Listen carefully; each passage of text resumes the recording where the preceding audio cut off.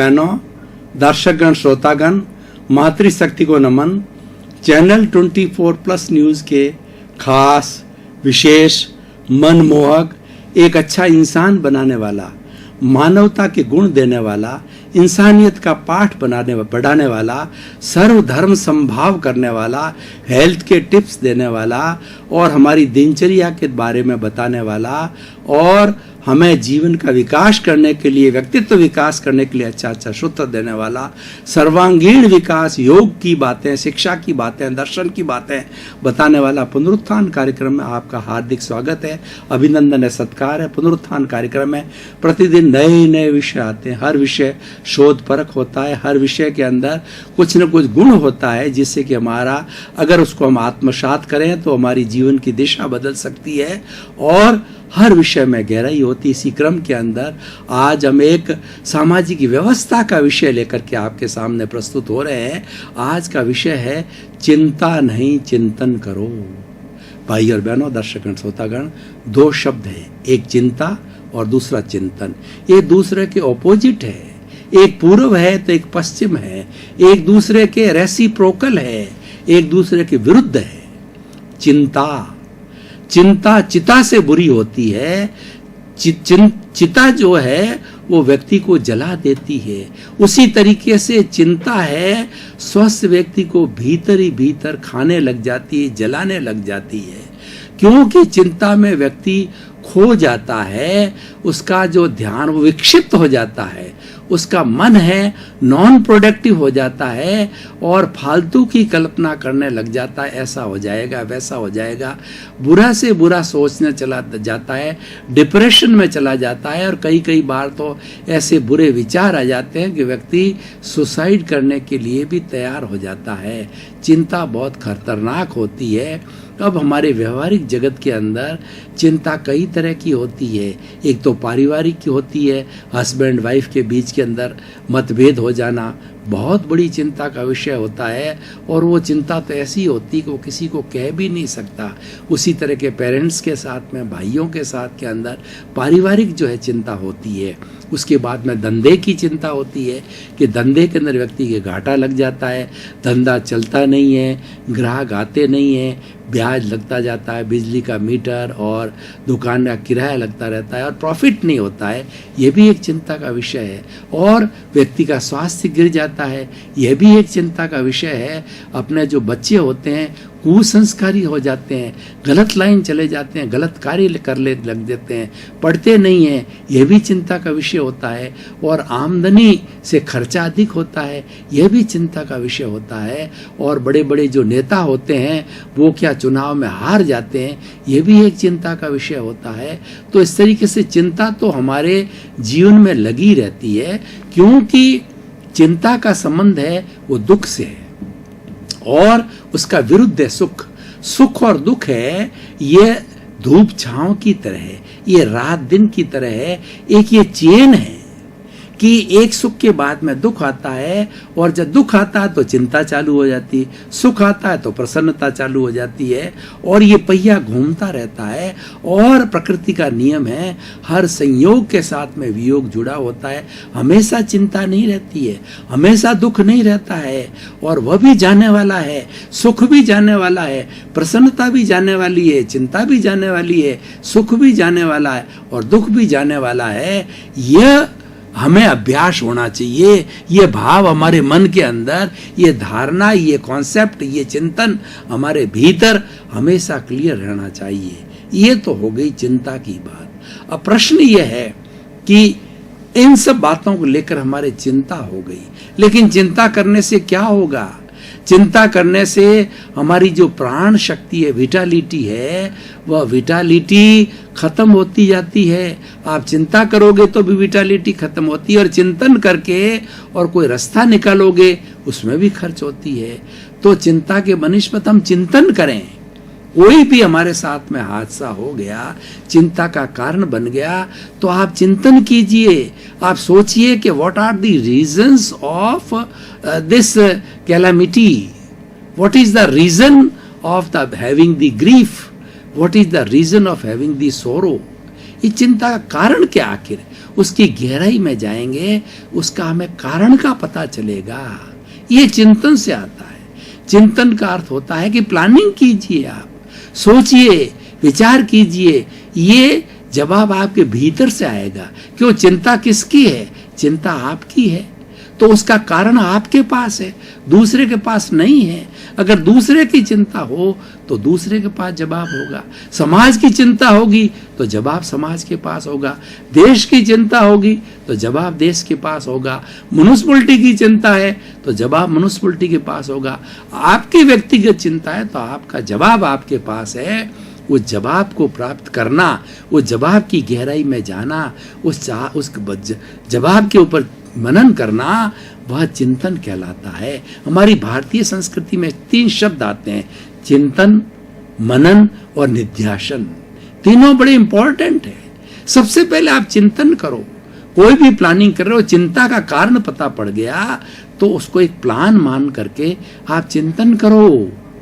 उसके बाद में, चिंतन के बाद में मनन कीजिए, उसकी प्लानिंग कीजिए कि इस चिंता को कैसे दूर किया जाए, इस कार्य को कैसे प्राप्त किया जाए, इसका हम कैसे रिजल्ट प्राप्त करें, उसकी सारी प्लानिंग को चॉक आउट करो। वो मनन कहलाता है। और निध्यासन, भीतर उतर जाइए और एग्जीक्यूशन चालू कर दीजिए। निध्यासन एग्जीक्यूशन है। चिंतन और मनन में थोड़ा समय लगाना चाहिए। प्रमुख चिंतन होता है और मनन है वो डीप, उसकी प्लानिंग करना मनन कहलाता है और एग्जीक्यूशन करना निध्यासन कहलाता है। तीनों आवश्यक है। तीनों का जब जोड़ा बनता है, तीनों एक साथ किए जाते हैं तो हमें सफलता मिलती है, हर कार्य पार लग जाता है। तो भाई और बहनों, दर्शकगण, श्रोतागण, चिंतन प्लानिंग है, चिंतन एक व्यवस्था है, चिंतन एक चिंता के कारणों की खोज है। और देखिए, हम डॉक्टर के पास जाते हैं, डॉक्टर हमारी सारी हिस्ट्री पूछता है, आपको बीमारी कब से है, क्या आपके हेरिडिटी से है, और दूसरा कैसा खाते हो, कैसा आपका आचार है, कैसा विचार है, कैसा भोजन है। वो पूछताछ करके क्यों करता है? वो रीजन जानना चाहता है, उसको डायग्नोसिस कहते हैं। वो जानना चाहते हैं कि बीमारी का what is the root cause of the disease. He wants to reach the root cause of the disease. He wants to go up to that. That is called diagnosis. That is called analysis. जब उस diagnosis पर पहुंचता है तो उसको मालूम पड़ जाता है इसका कारण ये है, और कारण पता करते वो निवारण चालू करता है। निवारण का अर्थ होता है दवाई देता है वो। अब कारण अगर सही पकड़ में आ गए, इसलिए कहा जाता है if the diagnosis is done proper by the way of the testing, by the way of the inquiry, by way of the mentality, psychology of the patient, सभी तरीके से, किसी तरीके से रीजन पता पड़ जाता है, कारण पता करते ही कार्य हो जाता है। क्योंकि कारण और कार्य जो है ये एक बहुत बड़ा प्रकृति का नियम है, यूनिवर्सल लॉ है। ये सार्वभौम सत्य है कि बिना कारण के कोई कार्य नहीं होता है। तो आपका चिंता का भी कोई न कोई कारण होगा, उस कारण को जानना चिंतन कहलाता है। इसीलिए ये पूरा स्लोगन इस तरीके से है, चिंता नहीं चिंतन करो, व्यथा नहीं व्यवस्था करो। खाली चिंता मत करो, व्यवस्था करो। चिंता को कैसे दूर करें, क्या कारण है, क्या निवारण है, तो व्यवस्था करो। प्रशंसा नहीं प्रस्तुति करो। खाली प्रशंसा करेंगे, नेताजी बहुत अच्छे हैं, बहुत अच्छे हैं, बहुत अच्छे हैं, तो नेताजी फूल जाएंगे। उन खाली प्रशंसा नहीं करनी। प्रशंसा उसने करनी जो काम करते हैं। नरेंद्र भाई मोदी काम करते हैं तो प्रशंसा के योग्य हैं, और जो काम नहीं करता उसकी प्रशंसा करती है तो चापलूसी है। ये इसीलिए कहा जाता है प्रशंसा नहीं प्रस्तुति करो। आप कुछ काम करके दिखाओ, परिवार में करके दिखाओ, समाज में करके दिखाओ, राज्य में करके दिखाओ, देश में करके दिखाओ, अपने आप प्रशंसा होगी। क्योंकि व्यक्ति का काम बोलता है, टैलेंट बोलता है, व्यक्ति का सेक्रीफाइस बोलता है, व्यक्ति का परिश्रम बोलता है। वो अपने आप आपकी प्रशंसा कराएगा। तो मात्र प्रशंसा से कुछ नहीं होना है, प्रस्तुति करो। इसलिए चिंता नहीं चिंतन करो, व्यथा नहीं व्यवस्था करो, प्रशंसा नहीं प्रस्तुति करो। ये एक होलिस्टिक स्लोगन बन गया और ये बहुत अच्छी व्यवस्था है। व्यक्तिगत रूप से भी अच्छी व्यवस्था है, पारिवारिक रूप के लिए भी अच्छी है, समाज के लिए, देश के लिए, वैश्विक स्तर पर भी यही है। वैश्विक स्तर पर हम इसको देखें कि आज बहुत जखीरा खड़ा हो गया है परमाणु बमों का, और 7 अरब की जनसंख्या को जो अब बढ़ गई है, बताते हैं 7 अरब की जनसंख्या को भस्म करने के लिए 7 मिनट लगेंगे, इतना जखीरा हो गया। खाली चिंता करने से, बोलने से क्या होगा? निशस्त्रीकरण करो। आजकल यूएनओ है, यूएनओ के अंदर पावरफुल देश है, उन देशों को ये बात रखनी चाहिए अन्य देशों के सामने, और जो ऐसा जखीरा खड़ा किया है उस पर प्रतिबंध लगाना चाहिए, क्योंकि वह भी उस यूएनओ का मेंबर है। उसको कोई प्रोत्साहन नहीं दिया जाना चाहिए, उसके साथ में दूसरा देश व्यवहार नहीं करे, उस व्यवहार पे प्रतिबंध लगना चाहिए, क्योंकि आज 210 देश है, उसमें से प्राय 200 देश है यूएनओ के सदस्य है। जो व्यक्ति किसी परिवार का सदस्य होता है, किसी संस्था का सदस्य होता है, तो उस पर रूल्स और रेगुलेशन लागू होते हैं, और रूल्स और रेगुलेशन के माध्यम से अंकुश लगाया जा सकता है। जिस चीज के साथ जखीरा है, चिंता करने से क्या होगा, उस पर अंकुश लगाओ कि उसका एक्सप्लोजन नहीं करे, उसको आगे नहीं बढ़ाए। ये तो मैंने वैश्विक स्तर की बात कही। ऐसे वैश्विक स्तर के बहुत मुद्दे हैं, जो है कंज्यूमरिज्म का मुद्दा है कि आजकल प्रोडक्शन बहुत बढ़ रहा है और लोग खूब ज़्यादा अपनी आवश्यकताओं को बढ़ा रहे हैं, उससे हमारी प्रकृति का दोहन हो रहा है, हमारी प्रकृति पॉल्यूट हो रही है, आज पानी की कमी हो रही है, और प्रकृति के 5 बेसिक एलिमेंट्स जिससे हर प्राणी जन्म लेता है, उसका पोषण होता है और राम नाम सत्य होता है, हर प्राणी उसी प्रकृति के अंदर उन 5 एलिमेंट में समाता है। कौन से बेसिक 5 एलिमेंट है? पृथ्वी, जल, अग्नि, वायु और आकाश। 5 ही हमारे माई बाप हैं, 5 ही हमारे भगवान हैं, 5 ही हमारे देवता है, और ये 5 पांडव है। यही हमारे जीवन की रक्षा करते हैं, यही जीवन को पैदा करते हैं, यही जीवन को पालते हैं, और यही जीवन को हमें पार लगाते हैं लास्ट स्टेज तक। तो ये हम इनके ऋणी हैं, तो हम ऋणी हैं, इनको पॉल्यूट कर रहे हैं। आज पृथ्वी, जल, अग्नि, वायु, आकाश सब पॉल्यूटेड है। ये पॉल्यूशन कौन कर रहा है? ये पॉल्यूशन इंसान कर रहा है। इसकी हम सब चिंता तो कर रहे हैं, लेकिन चिंतन नहीं कर रहे हैं। इसका चिंतन क्या है? संयम करो, अपनी आत्माओं का अंकुश करो, कंज्यूमरिज्म को खत्म करो, जीवन की आवश्यकताओं को मत बढ़ाओ। तो अपने आप जो है हमारे प्राकृतिक जो संपदा है, स्रोत है, उनका दोहन एक्सेस नहीं किया जाएगा। आज पानी की जरूरत होती 1 बाल्टी की, व्यक्ति 10 बाल्टी खर्च कर रहा है। अरे भाई, 7 अरब की जनसंख्या 10 बाल्टी सब करेंगे तो पानी आएगा कहाँ से? ये सारी पृथ्वी के ऊपर जो है पानी सीमित है, मतलब सारा पानी खारा है, समुद्र है, पीने का पानी तो बहुत लिमिटेड है। उसका संयम करो, उसको थोड़ा थोड़ा यूज करो। उसी तरह से वायु है, इतना प्रदूषण फैला दिया हमने, इतने वाहन हो गए, इतनी फैक्ट्री हो गई। फैक्ट्रियां क्यों हो गई? क्योंकि हमने अपनी आवश्यकता को बढ़ा दिया, हमने अपने लोभ को बढ़ा दिया है। हम कैपिटलिस्ट बन गए कि हम अरबपति बनना चाहते हैं, करोड़पति बनना चाहते हैं, एक हमारी जो है वो सिंबल बनाना चाहते हैं सोसाइटी का, हम करोड़पति है, हम अरबपति हैं। अरे भाई, वो तो ठीक है, लेकिन कितना नुकसान हो रहा है। प्रकृति माँ करा रही है, प्रकृति माँ आज कितनी दूषित हो रही है, कितनी गंदी हो रही है।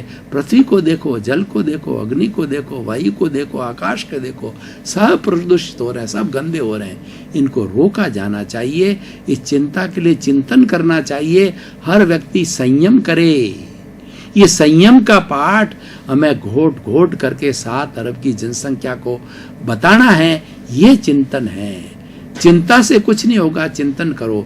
भाई और बहनों, दर्शकगण, श्रोतागण, मैं इस एपिसोड को आज की कसौटी पर कसना चाहता हूँ। हर व्यक्ति अगर पालन करे कि चिंता को छोड़ करके चिंतन करे, चिंता के कारणों को जाने, गहराई में जावे, उसको लिखे, लिख करके उसका सॉल्यूशन निकाले कि ये कारण है, उसका निवारण ऐसे हो सकता है, तो चिंता गायब हो जाएगी, तुरंत व्यक्ति प्रसन्न हो जाएगा। हर व्यक्ति को चिंता का कारण मालूम है, उसका निवारण कर दीजिए, चिंता हट जाएगी। इसी तरीके से ये व्यक्तिगत स्तर पर है। अब मैं पारिवारिक स्तर पर बात करूं, परिवार के अंदर 10 सदस्य हैं। 10 सदस्यों के भरण पोषण के लिए जितनी हमें पैसे की आवश्यकता होती है, रोटी कपड़ा मकान शिक्षा चिकित्सा की आवश्यकता है, वो पूर्ति नहीं हो रही है। हम चिंता में लग गए और लड़ाई झगड़े में, कलह में लग गए। अरे कलह छोड़ो, चिंता छोड़ो, उस कारणों को पता करो कि जो सदस्य हैं उन सबको कहोगे एक्स्ट्रा वर्क करो, अपनी इनकम को बढ़ाओ। जब इनकम बढ़ेगी तो अपनी बेसिक जो है हमारी आवश्यकताएं तुरंत पूर्ति हो जाएगी। ये हमारा जो तंत्र है, हमारे जो 4 पुरुषार्थ है, अर्थ काम धर्म और मोक्ष, ये हमारी जीवन जीने की शैली है। ये भारतीय संस्कृति का लाइफ ऑफ स्टाइल है, ये वे ऑफ लिविंग है, ये हमारी दिनचर्या है। इसमें काम आते हैं। काम है शरीर से जुड़ा होता है। जब शरीर युवा होता है तो काम और इसमें मद पैदा होता है। उसके लिए हमने बिना चिंतन किए फैमिली व्यवस्था करी, शादी की व्यवस्था करी। बच्चा ज्यों ही लड़की 18 साल की, लड़का 21 साल का होता है तो समाज ने उस पर छाप लगा दी कि ये प्रणय सूत्र में बंध सकते हैं और उनको बांध दिया जाता है, तो काम की पूर्ति हो गई। अर्थ हमारे कम पड़ रहा है, अर्थ को बढ़ाओ, डेवलप करो, आप सेल को बढ़ाओ और आप जो है उसके साथ साथ आवश्यकताओं की कमी करो। हम आवश्यकताओं की, अगर मान लो हमारे 5 मेंबर अर्निंग मेंबर है तो 5 मेंबर 5 कारें क्यों रखें, 5 बाइक ही क्यों नहीं रखें और बाइकों पे क्यों नहीं जाएं। और 5 मेंबर है तो 5 मेंबर एक गाड़ी में आराम से बैठ सकते हैं। एक ड्राइवर रखा तो वो छोड़ता जाए और लेता जावे सबकी शेड्यूलिंग। और सरकार ने व्यवस्था की है। सरकार ने कितना सुंदर चिंतन किया है कि जो ऑफिसर जिस विभाग के होते हैं उसके लिए 3 और 4 ऑफिसर के बीच के अंदर एक गाड़ी रखी है। वो 1 बाई 1 जिनके टाइमिंग शेड्यूल फिक्स है उनको लेता जाएगा फिक्स टाइम। जैसे बच्चों को लेने के लिए 10-10, 20-20 बच्चे, 50-50 बच्चे एक वाहन में स्कूल जाते हैं। ये चिंतन है, किसी को चिंता नहीं है, टाइम दिया हुआ है। दर्शकगण, श्रोतागण, भाई और बहनों, पुनरुत्थान कार्यक्रम आपके जीवन का विकास करने वाला है, जीवन की दिशा को बदलने वाला है। क्योंकि पुनरुत्थान कार्यक्रम कहता है कि नजर बदल दो, नजरिया बदल जाएगा, दशा बदल दो, दिशा बदल जाएगी। और हम पॉजिटिव थिंकिंग में विश्वास करते हैं, नेगेटिविटी को पास फटकने नहीं देते हैं। तो इसीलिए पुनरुत्थान कार्यक्रम को आप देखते रहिए, लोगों को प्रोत्साहित करिए। आपका जीवन का विकास होगा, जीवन का उद्धार होगा, जीवन का कल्याण होगा। आपके प्रति मंगल भावना, शुभकामना कि आप पुनरुत्थान कार्यक्रम के दर्शक हैं। आपका जीवन मंगलमय हो, आनंदमय हो, सुखमय हो और खूब सतायु होकर के आप समाज की सेवा करें और परोपकार करें।